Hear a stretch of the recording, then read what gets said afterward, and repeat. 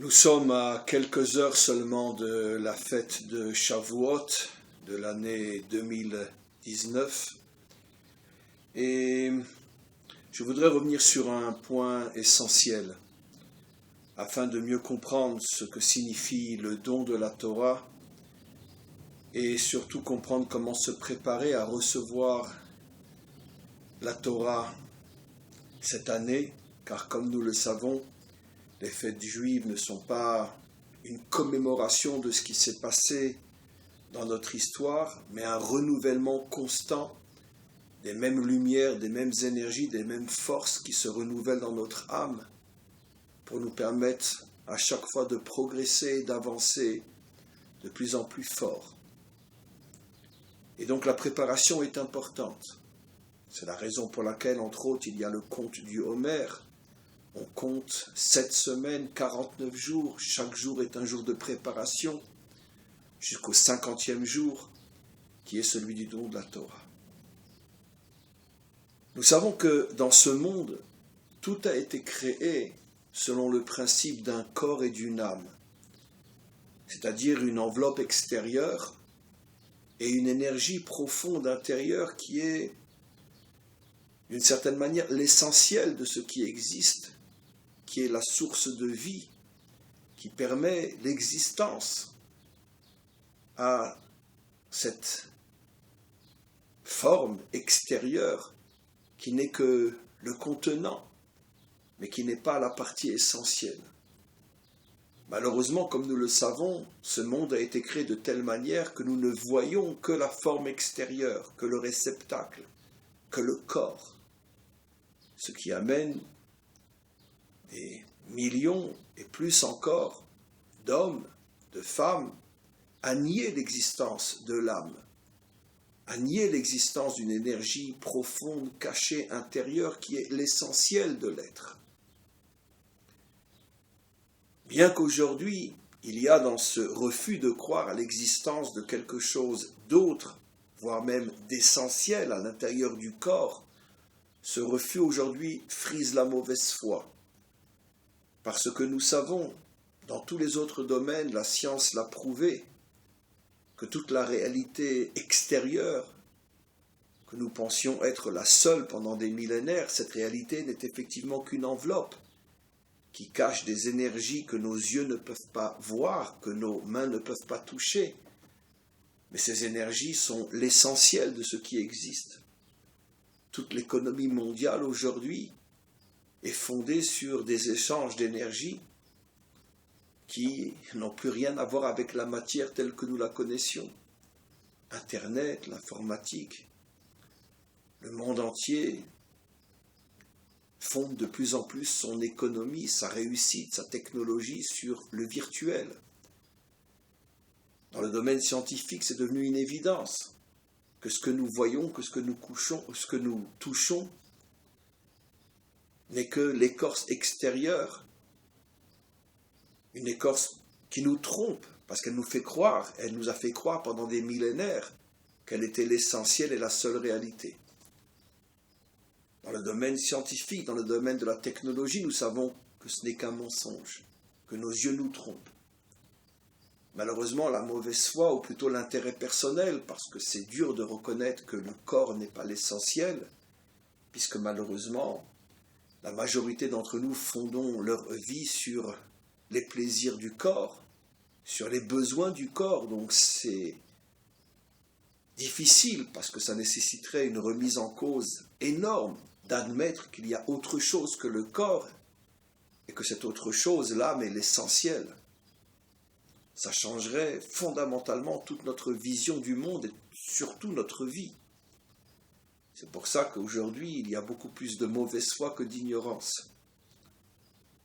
Mais quoi qu'il en soit, d'après ce que j'explique, que tout a été créé selon le principe d'une extériorité visible et d'une intériorité invisible qui est l'essentiel de la réalité, il en est de même pour la Torah. La Torah a aussi un aspect visible extérieur que tout le monde connaît ou peut connaître, et un aspect caché, profond, mystérieux, que seule une minorité connaisse. C'est exactement ce que disent nos maîtres. Dans le Talmud, qui est la dimension visible de la Torah, la partie de la Torah à laquelle tout le monde peut avoir accès, c'est-à-dire les lois et la manière de les accomplir, le Talmud lui-même se nomme Gufa de Oraita. Je suis le corps de la Torah. Le Talmud, écrit par des maîtres authentiques, a le courage de dire la vérité. L'étude de la loi, comprendre comment appliquer concrètement, physiquement, la volonté d'Hachem, n'est que le corps de la Torah. Ce n'est pas toute la Torah. Plus encore, si ce n'est que le corps de la Torah, ce n'est pas l'essentiel de la Torah. Bien qu'attention, ne commettons pas d'erreur. Sans corps, il n'y a pas de vie. L'âme, aussi puissante soit-elle, elle a besoin de s'incarner dans un corps pour exister dans ce monde. Ce qui veut dire qu'une Torah sans la loi, sans l'accomplissement méticuleux de chacune des lois, c'est la destruction du corps de la Torah, donc la destruction de la Torah tout entière. Ces choses que j'explique doivent être très claires. Tu ne peux pas vivre avec une âme sans corps. Tu ne peux pas vivre avec une Torah sans loi et sans le respect et l'accomplissement de la loi dans les moindres détails. Mais malgré tout, j'ai rajouté, ce n'est que le corps, comme ont le courage de le dire nos maîtres. Ce n'est que le corps. Donc il y a forcément une âme. Et qui va révéler qu'il est l'âme de la Torah? Le Zohar. Dans le Zohar, qui est la première source des dévoilements des secrets de la Torah, il est dit clairement, dans le Zohar, je suis Nishmata de Oraita, je suis l'âme de la Torah. Et on comprend que les choses ne pouvaient pas être autrement, puisque les secrets de la Torah s'appellent secrets justement parce qu'ils sont cachés, parce qu'ils sont difficiles d'accès, parce que pas tout le monde ne peut d'une manière authentique, profonde, réelle, atteindre et comprendre les secrets de la Torah. Bien évidemment, toutes les vérités sont falsifiées. La première des vérités falsifiées est la Torah elle-même. Et comment falsifie-t-on une vérité? En la traduisant. Parce qu'à partir du moment où une vérité est exprimée dans une autre langue que la langue d'origine, elle est forcément falsifiée, parce que chaque langue a son tempérament, a son esprit. Chaque mot correspond à une certaine vision du monde. Et donc à partir du moment où tu traduis, tu prives la Torah de son propre langage, et tu veux faire rentrer la Torah dans un autre langage, c'est exactement comme si tu voulais transformer un homme en femme, ou une femme en homme, un oiseau en mouton, un mouton en oiseau. Ça ne peut être qu'une catastrophe. Parce que les mots même de la Torah sont le corps de la Torah. Et si tu veux mettre cette lumière dans un autre corps, tu détruis la lumière.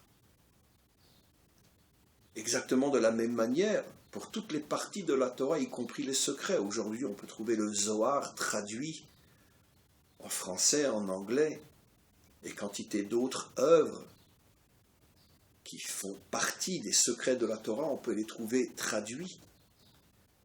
Mais c'est forcément une falsification terrible. J'ai eu l'occasion une fois d'avoir entre les mains une traduction du Zohar. J'ai cru sincèrement que j'allais vomir, presque même m'évanouir. Je n'arrivais pas à comprendre comment le traducteur avait eu l'audace de détruire à ce point une source de lumière à ce point inimaginable. en la ramenant à une nullité inimaginable dans des mots en français qui détruisent complètement le sens profond, réel du Zohar. C'est la raison pour laquelle je dis que le Zohar est très très très difficile d'accès. Parce que d'abord, il est en hébreu. En vérité, il n'est même pas en hébreu, il est en araméen.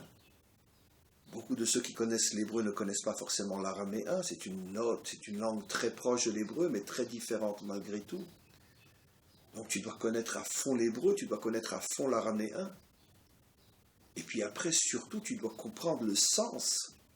Parce que chaque mot dans le Zohar est un code. Il ne faut absolument pas prendre le mot tel quel. Car même si tu comprends parfaitement l'araméen, mais tu crois que le mot signifie ce que tu comprends, à nouveau tu passes complètement à côté du message. Tout est codé, tout est complètement caché, tout est complètement fermé.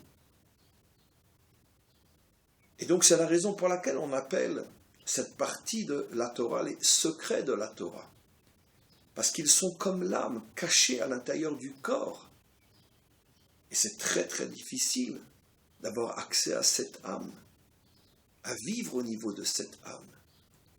Mais d'un autre côté, comme on le sait, la séparation entre l'âme et le corps, que tu retires l'âme du corps ou que tu retires le corps de l'âme, que tu éloignes l'âme, le corps de l'âme, dans les deux cas, le résultat est le même, c'est la mort. Ça a été le sens profond de la première faute de l'humanité à travers Adam et son épouse, qui est le symbole, le code de toutes les fautes de l'humanité, ou du moins la source, la racine de toutes les fautes de l'humanité. C'est-à-dire la séparation entre le visible et l'invisible, entre l'extérieur et l'intérieur. J'ai déjà expliqué dans d'autres cours que c'est la raison pour laquelle il y avait deux arbres. L'un s'appelait l'arbre de la vie et l'autre s'appelait l'arbre de la connaissance. Les codes sont pratiquement déjà décodés dans les mots eux-mêmes. La vie, comme on le sait, c'est l'union entre l'âme et le corps, entre la partie invisible et la partie visible, c'est-à-dire la véritable Torah, la Torah qui unit les secrets à la loi. Adam n'a pas voulu manger de cet arbre-là. Il n'a pas voulu de la vraie Torah. Ou plutôt, le Nachash, le serpent, les a convaincus de faire le mauvais choix, d'aller directement à l'arbre de la connaissance. C'est-à-dire une étude qui remplit mon cerveau, mais qui ne transforme pas mon être. Comme la plupart des connaissances. Le fait de connaître les lois de la physique, le fait d'étudier les mathématiques ou toute autre sorte de sciences ne vont pas me transformer, ne m'améliorer. Je vais avoir une tête bien pleine, mais un être totalement vide. Exactement de la même manière, la Torah nous prévient que la Torah aussi peut n'être qu'une connaissance qui ne te transformera pas, qui ne te changera pas, qui ne te donnera pas la vie. Et si tu t'approches de cette Torah, tu vas mourir. Le jour où tu mangeras de ses fruits, vous mourrez.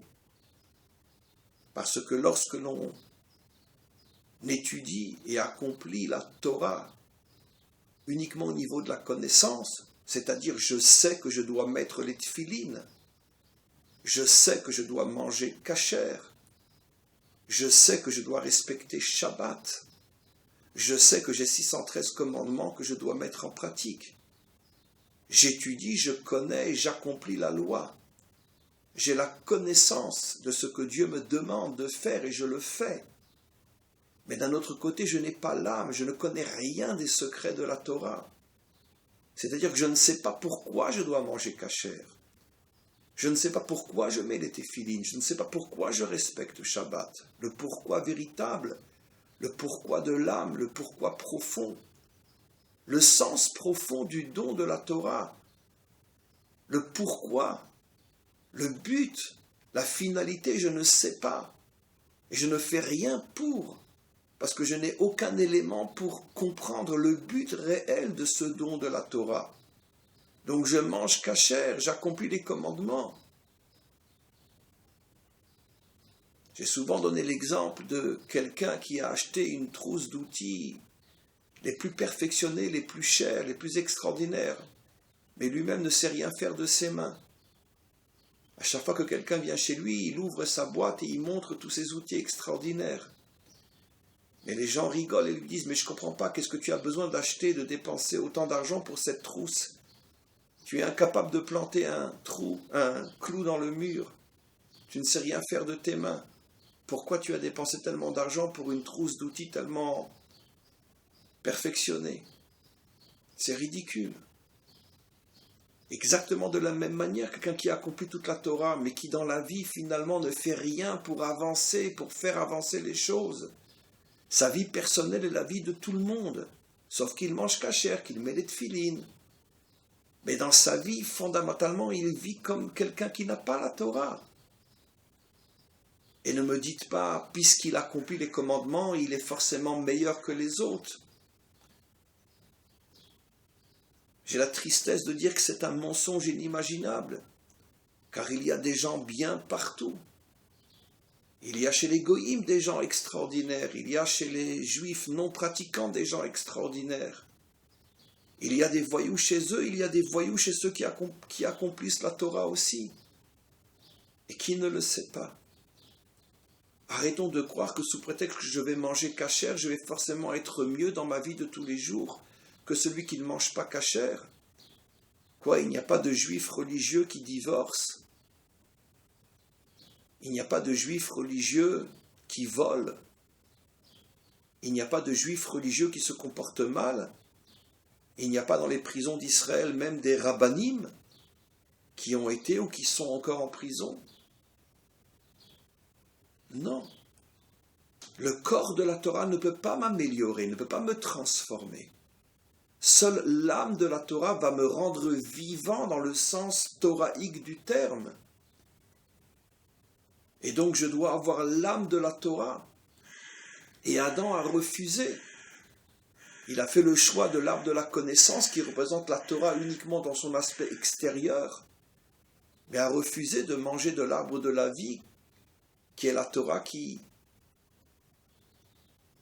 fait rentrer l'âme à l'intérieur du corps. C'est exactement ce que nous dit le Zohar dans Parshat Nasso. Vous pourrez vérifier que le Zohar dit explicitement que l'arbre de la connaissance du bien et du mal fait allusion à la loi sans l'âme de la Torah. Et c'était ça la faute de Adam. Et c'est pour ça que depuis des millénaires, nous avons reçu la Torah, et depuis des millénaires, nous étudions la Torah, et depuis des millénaires, malgré tout, les choses n'avancent pas comme elles devraient avancer.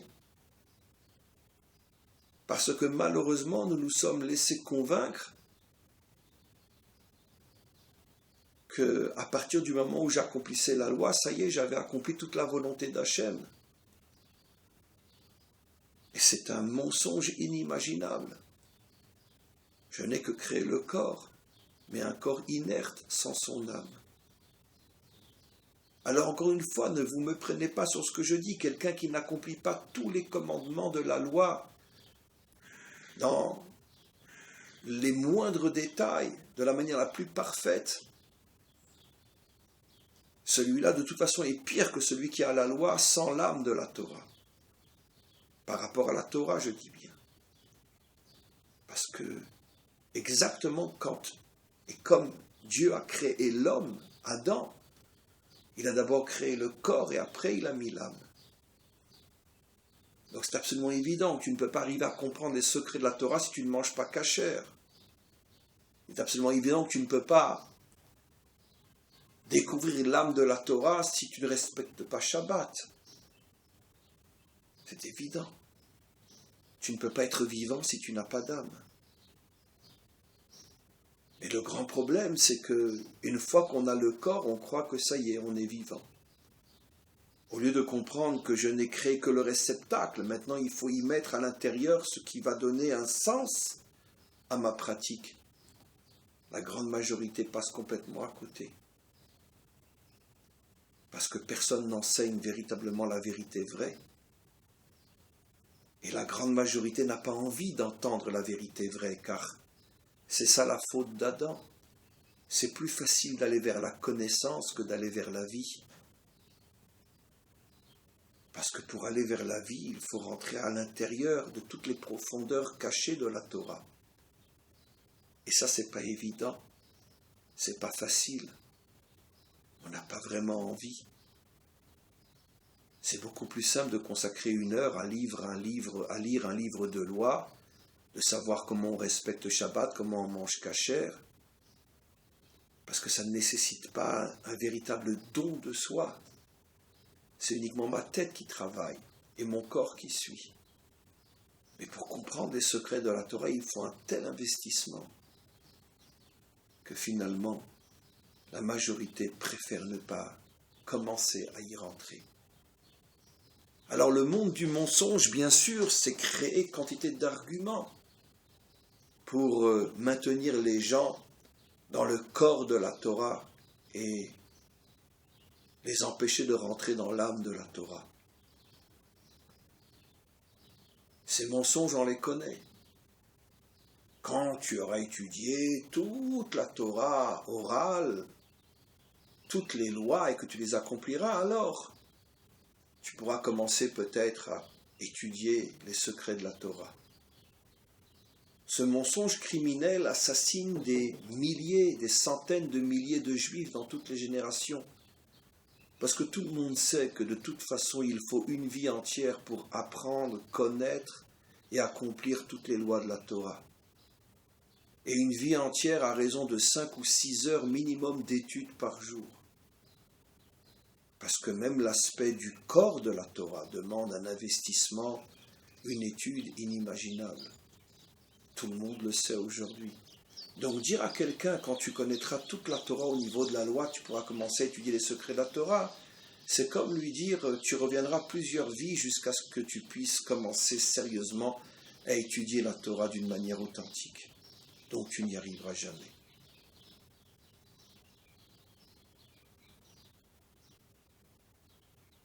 C'est impossible. De la même manière que Dieu, après avoir créé le corps, a immédiatement mis l'âme, de la même manière, dès que tu rentres dans le corps de la Torah, tu dois commencer à t'intéresser aux secrets aussi,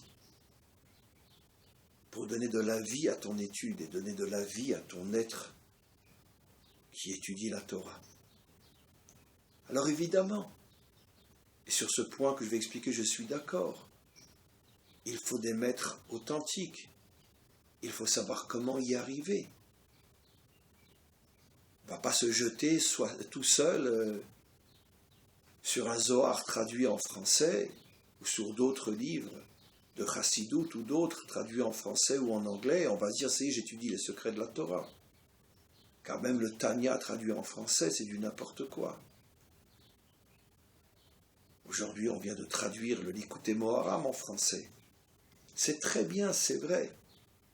Mais c'est extrêmement dangereux parce que maintenant des milliers de juifs vont se mettre à étudier le Likutei Moharam en français et vont s'imaginer qu'ils le comprennent et ça va devenir du n'importe quoi. C'est terrible. Ceux qui traduisent ce genre de livre ne se rendent pas compte, pourtant leur intention, je suis sûr et certain, elle est très bonne. Mais ils ne se rendent pas compte à quel point ils mettent notre peuple en danger. Parce que quand je suis relativement intelligent et que j'arrive à comprendre les choses, et que je lis le Likutei Moharam en français, je vais commencer à me faire ma propre vision de ces enseignements et je vais me faire ma propre construction spirituelle à partir de ce que j'ai lu en français. Et ça va être du 100% mensonge, falsification, trahison. Car même en hébreu, et même après avoir étudié 10 ou 15 ou 20 ans, auprès des plus grands maîtres et dans les plus grandes yeshivot, dans les plus grands centres d'études. On peut compter sur les 10 doigts de la main ceux qui, dans notre génération, sont capables de comprendre véritablement le Likutei Moharam de Rabbi Nachman de Breslev, sans le falsifier, sans le trahir, et devenir de vrais élèves de Rabbi Nachman de Breslev. Et donc finalement, des tas de nouvelles religions vont être créées à partir de la traduction du Likutei Moharam, comme des tas de nouvelles religions sont créées à partir de la traduction du Tanya. Chacun va être un Lubavitch à sa manière. Comme le christianisme a été créé à partir d'une traduction de la Torah. Comme quantité de religions ont été créées à partir de traductions du texte original. Parce que dès que la chose est dite dans mon langage, elle est déjà en soi falsifiée. À plus forte raison, quand je vais faire entrer mon cerveau, qui est un cerveau tordu, un cerveau abîmé, je vais devenir un chassid Breslev en étudiant le Likutei Moharam en français. Je vais devenir un chassid Chabad en étudiant le Tanya en français. Je vais devenir un juif, un vrai juif en étudiant le Talmud en français ou en anglais, comme c'est le cas aujourd'hui, ou la Bible en français, en anglais ou je ne sais quoi. Je vais devenir un serviteur de Dieu en étudiant tous les textes originaux dans une autre langue, sans maître, sans conseiller, sans direction, et surtout pas dans la langue originale. C'est comme ça que naissent toutes les fausses religions. On veut tous des raccourcis, bien sûr. C'est plus facile d'aller vers l'arbre de la connaissance que vers l'arbre de la vie. C'est plus facile d'aller vers un Tanya ou un Likutei Moharam en français que d'aller vers un Tanya ou un Likutei Moharam en hébreu. Donc on est dans la génération des raccourcis, ce que j'appelle moi la génération micro-ondes, la génération portable, téléphone, la génération Internet. On ne prend que des raccourcis aujourd'hui, on n'a plus le temps de travailler. On n'a plus le temps. Tout va trop vite. Mais c'est comme ça que naissent toutes les fausses religions, toutes les fausses idéologies. Et notre Torah, malheureusement, a donné naissance à des centaines, à des milliers de fausses religions, de fausses Torahs. Parce que plus personne n'est prêt à investir le temps et les moyens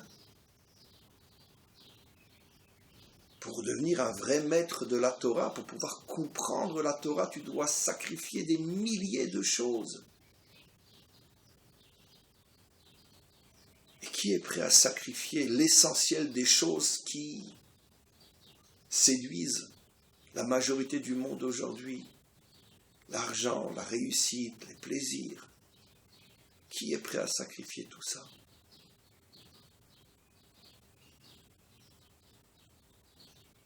Donc c'est sûr que rentrer dans les secrets de la Torah, c'est pas simple, c'est pas facile, c'est pas évident. Mais d'un autre côté, il faut essayer. Mais la première des qualités dont on a besoin, c'est l'honnêteté. Le premier niveau de l'honnêteté, c'est ce que je viens d'expliquer. J'ai un Tanya traduit en français dans les mains. Je vais comprendre ce qu'a enseigné le fondateur de la Chassidout Chabad. Ne te dis pas ça, tu ne vas rien comprendre du tout. Car même si tu avais 30 ans de pratique de l'hébreu et que tu lisais le Tanya pour la première fois, tu ne pourras pas le comprendre. Personnellement, quand j'ai commencé à étudier le Tanya, après peut-être plus de 20 ans d'études, je m'excuse de dire, même dans les plus grandes yeshivot de Bnei Brak et d'ailleurs, Slobodka, Poniovitch, Kollel Chazon-Ish, quand j'étais beaucoup plus jeune, après des années et des années d'études de la Torah, j'ai pris le Tanya pour la première fois en hébreu. Je n'ai strictement rien compris. J'ai dû le lire du début jusqu'à la fin au moins une dizaine de fois avant de commencer à me familiariser avec la lumière du Tanya et de commencer à me connecter à tout ce qui est invisible et qui est donc l'essentiel du Tanya. Mais si j'avais lu le Tanya en hébreu, je serais aujourd'hui en français, et que je m'imaginerais que je le comprends, je ne serais qu'un pauvre imbécile. Le Likutei Moharan, je crois que je l'ai étudié pour la première fois il y a 30 ans. Et je n'ai jamais cessé de l'étudier. Et jusqu'à aujourd'hui, je sais que je ne comprends pratiquement rien. Mais au moins je l'étudie et j'essaye de capter une étincelle par-ci, par-là. Et si je l'étudiais en français, le Likutei Moharan ferait de moi un diplômé avec un doctorat d'idiotie. Alors vous allez me dire, alors dans ce cas-là on ne traduit rien et personne n'aura accès. Non, je n'ai pas dit ça non plus. Mais j'ai dit que quand on traduit un livre, on devrait faire une préface où on devrait y mettre en écrit en français tout mon cours, en expliquant aux gens que vous ne comprendrez rien. N'imaginez pas que vous allez comprendre. Vous allez lire le Likutei Moharan. Et tout ce que vous allez vous faire comme idée de ce que Rabbi Nachman enseigne ne sera que votre idée et à 99,9% falsifiée par rapport à l'enseignement du départ. Donc on vous traduit Likutei Moharan pour que vous ayez un lien de très loin avec l'enseignement du maître. Mais si vous voulez vraiment vous approcher au maître, alors mettez-vous à l'hébreu, passez des années à comprendre l'hébreu talmudique, l'hébreu des maîtres d'Israël. Accrochez-vous à un maître authentique, ne recevez les enseignements du Likutei Moharan qu'à travers ce maître authentique. Et surtout, ne vous faites aucune idée de ce que vous comprenez en lisant en français. Si on fait ce genre de préface dans tous les livres traduits, ça me dérange moins. Mais qui est capable de faire ça? Qui est capable d'avoir l'humilité de dire « j'ai traduit un livre, mais sachez que vous n'allez rien comprendre à ce que j'ai traduit parce que la traduction a tout trahi ». Donc, la première phase, c'est l'authenticité, qui est l'humilité profonde de savoir qu'on ne comprend rien. Mais je rentre, j'apprends, je me construis. Je passe des nuits et des années de ma vie à ne pas dormir, à ne pas m'amuser, pour pouvoir progresser. Comme le roi David, qui toute la journée était occupé à diriger son pays, à faire des guerres, à s'occuper de politique, d'économie. Et la nuit, au lieu d'aller dormir et se reposer, il ne dormait pas. Il étudiait pratiquement toute la nuit, c'est le seul moment qu'il avait pour se retrouver avec le maître du monde. Et puis il a mérité un miracle. Le maître du monde lui a donné la force de se contenter, disent nos maîtres, que de 18 minutes de sommeil par 24 heures. Mais tout celui qui essaye voit que ça marche. Celui qui sincèrement veut essayer de prendre sur son temps de plaisir, de loisir, de sommeil, de nourriture, s'aperçoit que finalement il arrive à des journées de 30 heures, 50 heures, 60 heures, parce que chaque minute est multipliée par 1000. Comme enseigne d'ailleurs le Baal HaTanya, qui dit que tout celui qui vit chaque instant de sa vie pour donner un sens à sa vie et construire le monde, chaque minute de Torah qu'il étudiera sera aussi intense que s'il étudiait 1000 heures. Voilà un des secrets que révèle le Baal HaTanya. Mais tout dépend de l'authenticité de ma vie en général. Si je voue ma vie à donner un sens à ma vie, à construire le monde, quand je me retrouve 1 heure à étudier, c'est comme si j'étudiais des milliers d'heures. C'est-à-dire que le niveau de compréhension que je vais avoir en 1 heure va être multiplié par des milliers. C'est extraordinaire cet enseignement du Baal HaTanya.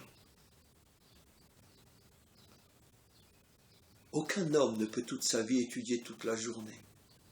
Quand on est jeune, c'est plus facile. Quand tu es marié, que tu as des enfants, c'est plus difficile. Combien de temps tu peux tenir ? Donc, il faut avoir une vie authentique, et cette vie authentique va provoquer le miracle de transformer chaque moment d'étude dans des moments d'intensité extraordinaire où mon âme va se dilater, mon cerveau va se dilater, je vais être capable de comprendre en un quart d'heure ce qui nécessiterait des milliers d'heures d'études. C'est ce qui fait la grandeur des maîtres d'Israël. Quand on voit la vie des maîtres authentiques, ils sont tellement occupés avec les communautés, avec leurs élèves, avec le monde entier. On se pose la question, mais où trouvent-ils le temps d'étudier pour être capable de donner tellement d'enseignements? Mais la réponse est simple. Ils ouvrent un livre et en 5 minutes, ils comprennent ce qui normalement nécessiterait peut-être 500 heures d'études. Un véritable miracle se produit, dont eux sont les témoins vivants. Mais personne ne les croirait s'ils racontaient qu'en 5 minutes, ils ont été capables de préparer 10 cours. Et c'est vrai jusqu'à aujourd'hui. Mais pour ça, il faut une vie authentique. L'humilité, l'authenticité et le don de soi. Voilà les 3 qualités qui permettent à n'importe qui aujourd'hui de rentrer dans les secrets de la Torah. L'humilité, l'authenticité et le don de soi. L'humilité, l'authenticité et le don de soi.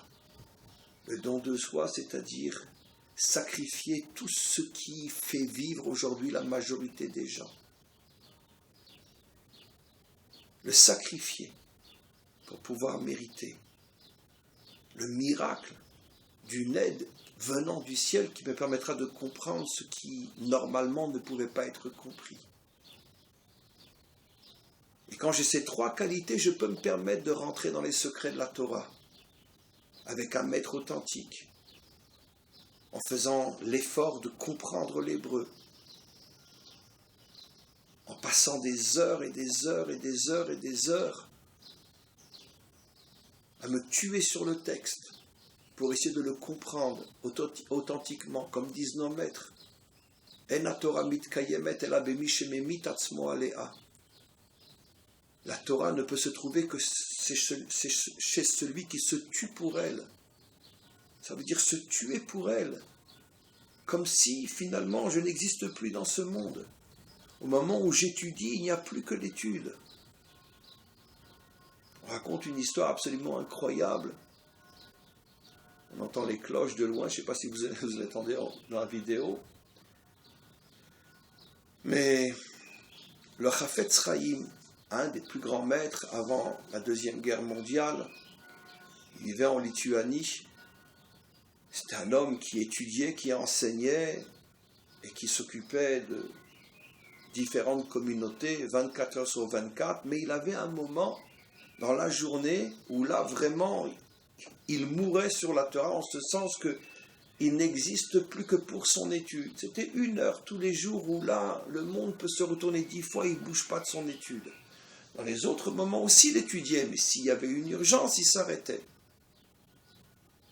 Et voilà qu'au moment où il était en train d'étudier, cette heure où là, il n'existe plus que pour l'étude, était arrivé à Radin. Radin, c'est la ville en Lituanie où il vivait.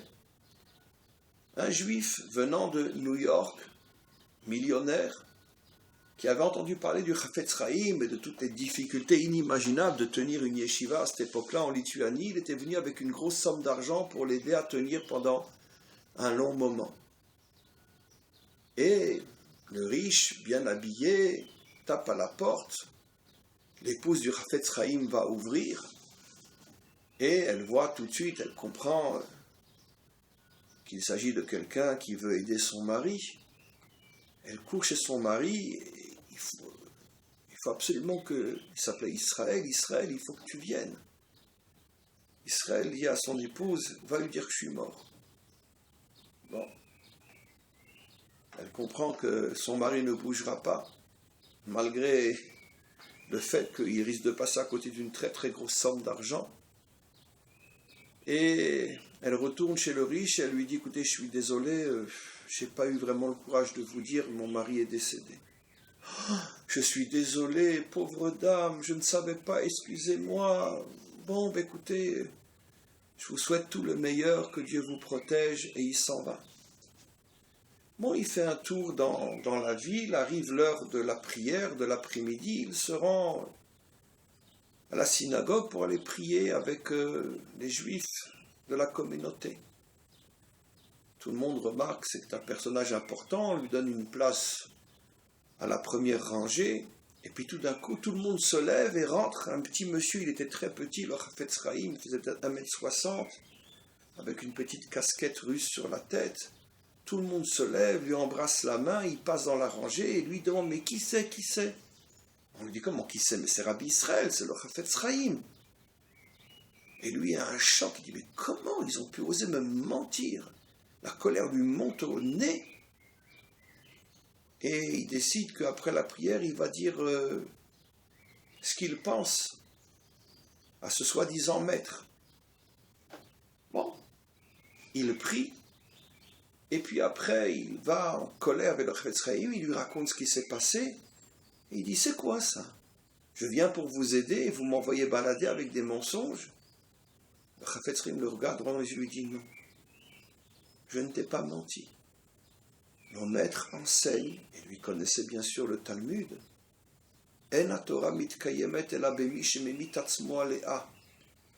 ne se trouve que chez celui qui est prêt à mourir pour elle.